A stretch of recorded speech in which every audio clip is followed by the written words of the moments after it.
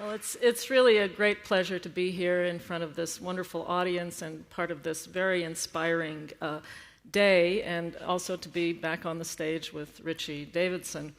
So I'm going to talk about a different aspect of, I won't say positive emotions, since you said I can't use that word. I will learn from you, Paul. Of compassion, Paul talked about an emotion that extends between us, between beings. I think you would probably agree with me that you can't have compassion if you're the only one in the room, right? Okay, maybe we can talk about that. I didn't mean to start the discussion so early. The next question is, how does that emotion, which Richie is going to talk about the neurobiology of those emotions and of salubrious activities like meditation that might bring on those emotions, but how do those emotions get out from inside your skull down to the rest of your body, to your immune system? So it's really the science of the mind-body connection. It's not, not responding very well. Okay, so really, in the larger sense of the word, I'm asking the question, can believing make you well? Believing in terms of those emotions that you feel, those salubrious activities, whether you believe in a larger power or in what you're doing or in your goal. How many of you believe that believing can make you well? It's interesting. It's a lot of people, yes, it's not an enthusiastic yes response like to the next question. How many of you believe that stress can make you sick? Yes, everybody's very enthusiastically saying yes. The reason that we, the scientists, were able to answer the second question better first is it's a lot easier to stress a fruit fly, a fish, a mouse, a cat, a rat, a human, and measure something than it is to tell all of the above, believe, and then measure something. Richie figured out how to do it, and he'll tell you in his talk. So I'm not going to spend time talking about that. I will talk a little bit about how stress makes you sick. We now understand that there are many, many ways in which the brain regulates the immune system, and in turn in which the immune system talks back and changes the activities of the brain. I'm not going to talk about the immune system talking to the brain side of things. I will talk about the brain communicating with the immune system through the hormonal stress response. So when you feel stressed, you feel anxious, you feel sweaty, you feel like running to the bathroom, you feel your heart beating fast, that's your physiological stress response. And two things are going on. There's hormones released from the brain's stress center, the hypothalamus, the pituitary. Finally, the adrenal glands release the hormone cortisol. At the same time, your adrenaline-like side of your nervous system is activated, and you're releasing adrenaline-like nerve chemicals, norepinephrine, epinephrine from nerve endings, and adrenaline from your adrenal glands, and that's what makes you feel all those things that you feel when you're feeling stressed. Those cascade of hormones and neurotransmitters, nerve chemicals, have profound effects on how the immune system and all the cells of the immune system do its job. So what happens when you engage in those salubrious activities that include meditation, exercise, breathing, deep breathing? I want you all to take a deep breath in. Sit up straight in your chairs. Take a deep breath in. And then breathe out. Take a deep breath in. And breathe out. If I were to measure your heart rate variability that detects the balance of the stress and relaxation response in every single one of you, which we can do, and I'll show you at the end of the talk, I would be able to detect an immediate triggering of your relaxation response and reduction of your stress response. So what happens when you do these activities, and compassion is one of them, when you're engaging in an altruistic activity, the stress response reduces. That vagus nerve that controls, that kicks in when you're breathing deeply, that kicks in. That has a profound effect on the immune system as well. It boosts the immune response.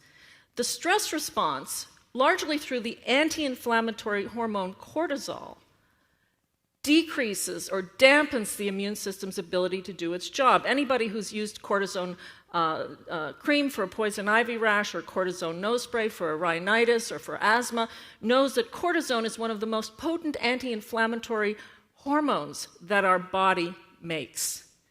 And I'll get to that in a second. What else happens when you're engaging in these salubrious activities? Endorphins are released in the anti-pain parts of the brain. Dopamine is released in the reward, desire parts of the brain, and I'm sure Richie is going to talk about that more.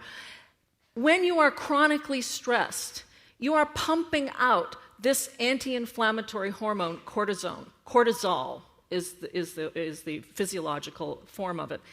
And that's tuning down your immune cell's ability to fight infection, to heal wounds, to make antibodies to vaccine, to monitor and prevent cancer growth, and to help you age more efficiently or effectively. So what happens when you're chronically stressed? If you're a chronic caregiver of an Alzheimer's patient, if you're chronically stressed from marital distress or job distress, you're more prone to more frequent and more severe viral infections like the common cold or the flu. If you go out to get a vaccine, there's a lower take rate to that flu shot. If you get wounded, there's prolonged wound healing, up to 10 days longer in chronically stressed individuals than non-stressed, speeding of cancer growth, speeding of chromosomal aging. And it's not that stress causes the flu bug causes the flu. Stress does not cause wounds. Wounding causes wounds. Stress does not cause cancer. Your genes and environmental factors cause cancer. Stress does not cause aging. Aging causes aging. But stress and those stress hormones can speed all of those effects. I'm not going to spend time talking about that. There's a huge literature on that, and I will move on to the next question, which is really how do we take these principles that we've learned, understanding the neurobiology of emotions, understanding what happens between the brain and the immune system, what happens between me and all of you out there. How do we take that to the larger world? And can that understanding help us create a healthier world, a healthier environment that supports well-being and these positive emotions? So how many of you believe that place can make you well or sick? See, again, it's not everybody. There's some people waving. Maybe you're architects over there. The first studies that really proved that the physical environment could affect health and healing and well-being were published in Science magazine in 1984. Roger Ulrich is an environmental psychologist who studied patients who were recovering from gallbladder surgery, who all had the same healthcare providers, same nurses, same doctors. They were on the same ward. The only difference was that some of them had a view of a grove of trees out their window, and others had a view of a brick wall. And the ones who had a view of a grove of trees left hospital on average a day sooner, needed less pain medication, and had fewer negative nurses' notes. In other words, they were more positive in their emotions. Sorry, Paul. So the question then arises, and there are many studies since then that have been done that show exactly this. So the question is, what is it about place that could help you heal? Is it what you see? Is it what you hear? Is it what you smell? Is it what you touch? Is it what you do in the place? So for all of you who are taking the exam at the end, it's all of the above that helps you heal. I'm not going to go into all this. I go into it in a lot of detail in my book, Healing Spaces, but I'll just give you some tidbits here. What about what you see? Anybody recognize this? San Francisco and San Francisco Bay. How many of you would pay more money for a house on the top of the hill than for one that didn't have this view? How about this? How many of you would pay more money for a room with this view? There is a neuroscience to that. So Irving Biederman in Southern California, at the University of Southern California, I apologize in San Francisco for mentioning the south of your great state. My daughter lives in LA, so I love Southern California. So there is a part of the brain called the parahippocampal cortex, which is a part that becomes activated when people look at preferred scenes. And across all cultures, ages, gender, occupation, whatever, people tend to prefer beautiful views, beautiful sweeping vistas, or views of nature. And what happens when you look at such a view is that part of the brain becomes activated. And Irving Biederman's theory is that perhaps the reason we all will pay more for a room with a view is because that part of the brain is particularly rich in endorphins. We may be giving ourselves a shot of endorphins when we look at that beautiful view. You can dissect this question scientifically even more. What about green and wellness? What about biophilia is another term for loving nature?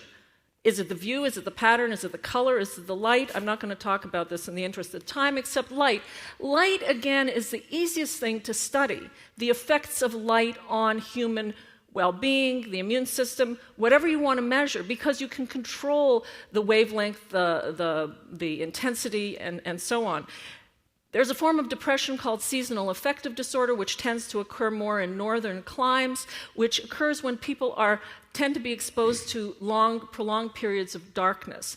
And the treatment for that form of depression is looking at light boxes with full spectrum sunlight wavelength in them. And that's as effective as using any antidepressant drug. So we know light is an important aspect of experiencing the environment. You can go through each one of these senses, it's really sensory neuroscience, and analyze what is it about the physical environment that can help you heal and can help well-being. So if we know all this, and there's much research to be done yet, but we know enough that we can begin, we, the healthcare providers, the biomedical researchers, can begin to partner with those who design the world, the design professions, the architects, the urban planners, the landscape architects, and so on, to create a healthier world, to create a world that sustains health and well-being. And it's already beginning to be applied to hospital design, building design, and urban design. What about hospitals? The designers of hospitals were the first to map onto this, the healthcare designers, because it was pretty obvious that if you have, how many of you, by the way, think of a hospital as a healing and calming, spa-like place? My goal is to get to the point when I will not get a laugh from that line.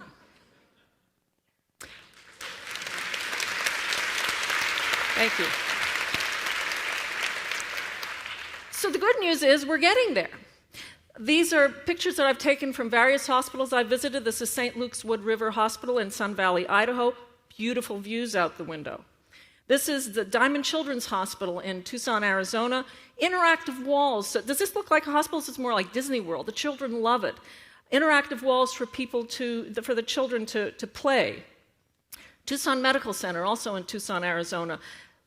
Little patios outside all the groupings of rooms for families and patients to walk out on. I should say the interesting thing about Tucson Medical Center, and here they have another patio where they had the healthcare staff competed to design the more pleasant patios because there are so many of these. Places for people to sit and to have social support and compassion. This hospital started as a tuberculosis sanatorium. Peter Baumann talked about Germany and Europe and Italy. Sanatoria are spas are considered part of the healthcare providing system. If you are burnt out, if you're sick, you can go to a spa, your doctor can write a prescription, and you will get that covered by your health insurance.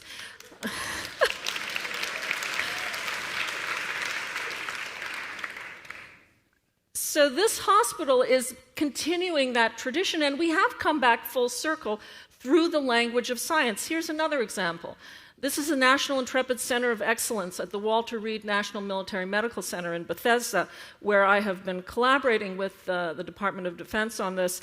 And as you can see, they have put in this space-age hospital that has every possible brain imaging, 3D virtual reality suites to train the wounded warriors to walk again. They have a labyrinth. What is a labyrinth? It's a place for meditation. It's a place for calming exercise. We know, and I'm sure Richie will talk about the meditation piece of this, that those kinds of activities do help you heal, as I mentioned before, by reducing the stress response and inducing those positive molecules of emotion. The Center for Health Design, based right here in San Francisco, has done studies, because we need the studies to prove that these interventions can help. Why? Because it costs money to build places that have these kinds of features. So we need the evidence to say this really will work. And the sum of all of these studies, which was called this Pebbles Project, that looked at 50 different hospitals that were renovating different wards, they added up all of the beneficial effects: decreased patient falls, decreased medical errors, decreased hospital infections, decreased pain medication use, increased patient and staff satisfaction. And it turns out that although you have to spend more money up front, and this is based on actual figures, more money up front to build such a hospital, you recoup that money in the first year from the health benefits on both patients and staff.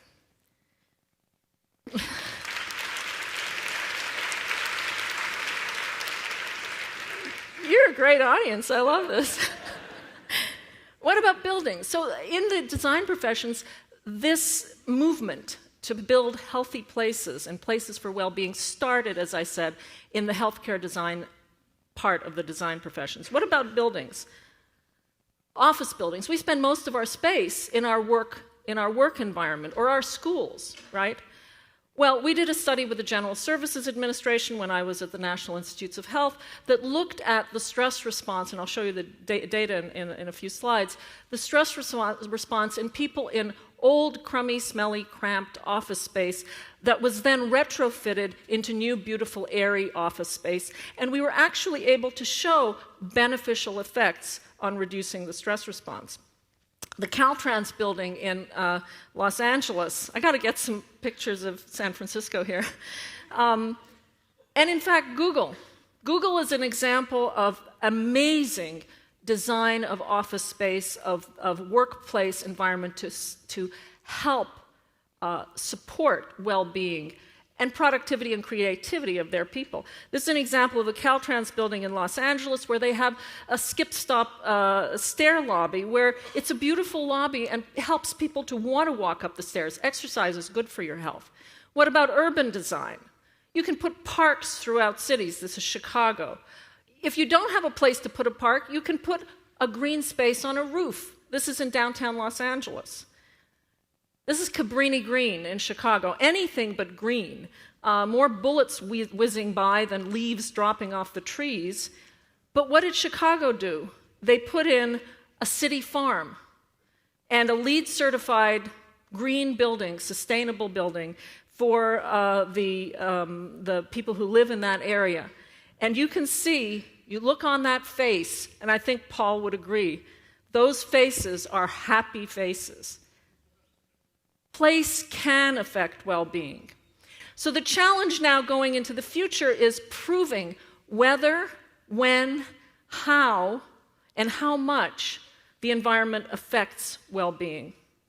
The challenge then, if we're going to go out into the offices and the schools to do this, is we need non-invasive, unobtrusive ways to measure.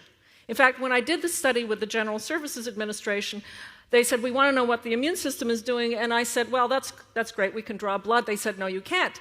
These are office workers. You cannot draw blood. You can't touch these people. I said, how am I going to study them without touching them? They said, that's your job. You can figure that out. So I did.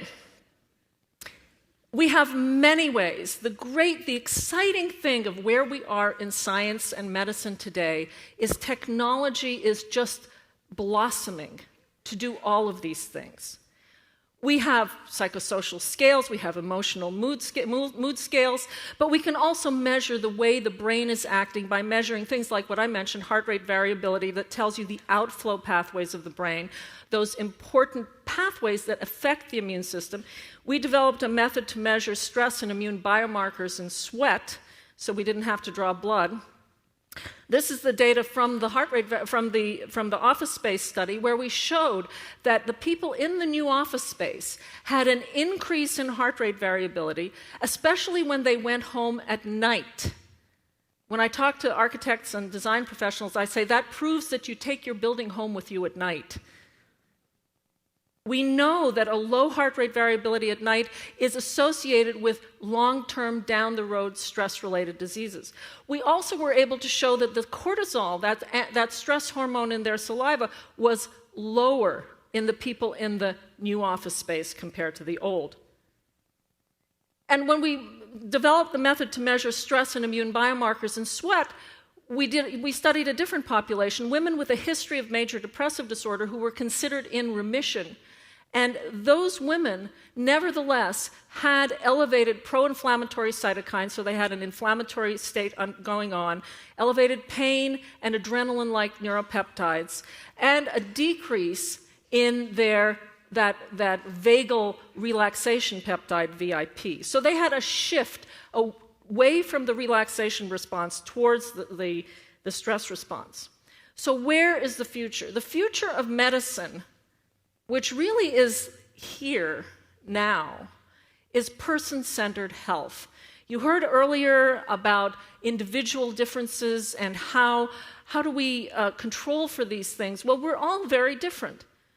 So we can't have necessarily a prescription for all of you to go home and do whatever. It's person-centered health and mobile health.